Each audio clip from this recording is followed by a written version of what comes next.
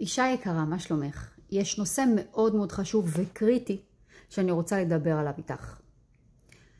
נושא התמונות.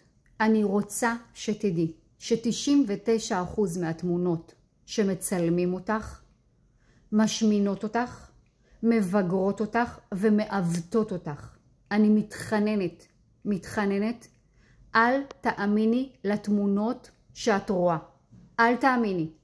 יש שם עיוות מטורף, את לא מבינה באיזה רמות. זה מכניס אותך לדיכאון, לסטרס, להשוואה אינסופית עם אחרות, לירידה מוטיבציונית, לתחושות של הזנחה, וזה מביא אותך לחוסר אהבה עצמית, חוסר הערכה עצמית, ודכדוך, כאילו מה אני אעשה עכשיו? מה אני עושה עם כל זה? כמה עבודה נדרשת לתקן, לשפץ, להרים, להוסיף, להגדיל, להקטין?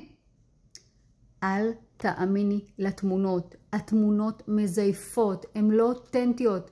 רובן מכערות אותך באופן, את יודעת מה, זה כל כך מבלבל ומטעה, כי במקום מסוים זו את, אבל המקומות האלה שזה מגדיל את הקמת ומעמיק את הפיגמנטציה ומציב את השיניים ומפיל לך את העין וכל הדיספרופורציה, זה מכניס אותך למין מקום של תסכול עמוק.